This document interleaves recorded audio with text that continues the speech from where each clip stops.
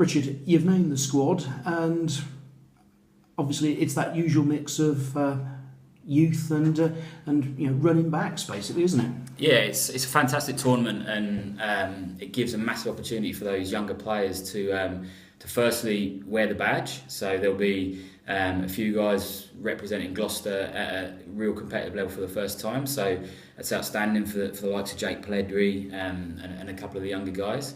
And also with the change in format, with all teams there over a 2-day tournament, it's a fantastic exposure for some of those guys to really feel the intensity of competition, expect a big crowd there. So yeah, we're looking forward to it. And how strong do you feel Gloucester are? I mean, there's a couple of players in there who've seen a fair bit of first team experience. I'm thinking Ben Vellacott and Ollie Thorley. Exactly. Both of those guys have really come through the academy well and have settled into that senior programme outstandingly. I expect Ben will captain the team very well.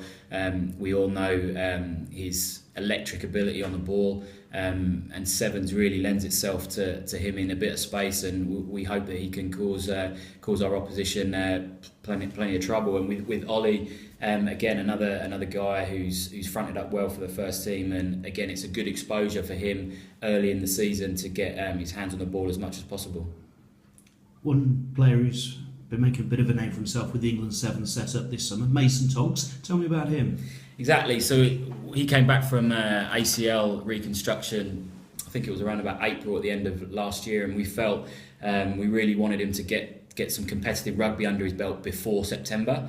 The England Sevens programme, a good relationship with Simon Amor there, and we've managed to build a programme for him over the summer where he's had exposure in the England shirt, 4 or 5 tournaments for them. He's gradually improved, and first up it was for him finding his feet again from the injury, but now he's really impressed, and over the last couple of days in our training, obviously with him being in that setup, he's been a leader, and we're expecting big things from him on Friday.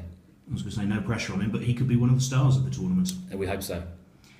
You're in a pool this year with Harlequins and London Irish. How do you assess that, and obviously the new format? Well, Quins are historically always strong in sevens. They run a very good programme, and they have a focus on sevens from a young age. So I'd expect them to be pretty strong. London Irish, I'd imagine them to be quite a young team, but again full of decent ball players. They've got a lot of young under 20, England under 20 backs that I expect will probably play. So both they'll pose different threats, but both teams are strong, and we know we're going to have to perform well on Friday night to give ourselves an opportunity to get into that cup competition for Saturday. And then going back to your other question in terms of the format, I think it's a fantastic change. By putting all the teams on over a 2-day tournament, running it like a proper sevens tournament, I just think the excitement and the ability for fans to watch what will be around about 20-25 games over the course of the 2 days, it's a good improvement to the tournament, I think. And how have Gloucester been preparing for this? Because normally it's a couple of 7 sessions bolted on in the afternoons at the end of regular training. Is it the same again? No, so we're still in the pre-season, and ultimately we want our guys to be prepared for as many 15s games as possible, but we see it as a great development tool for a lot of our youngsters, and so we've given the tournament the respect it deserves. So we've had dedicated 7 sessions across this week. We've just finished now. The guys will rest up for the rest of the week and look to attack Friday and be nice and fresh.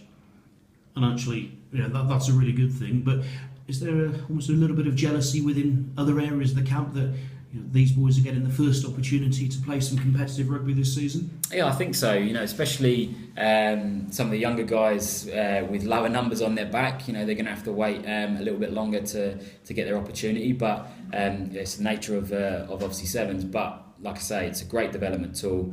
As you said, it's an opportunity for young guys to get the badge on their chest and represent Gloucester with pride. And there's always that comedy moment of seeing players used to playing in the backs suddenly having to line up in a 3-man scrum. That and line-outs. We've had a couple of sessions. A couple of our 9s have been going up in the air. They don't like it up there, so we've had to move a few things around. But yeah, again, it's different experiences for them. So yeah, that has been enjoyable.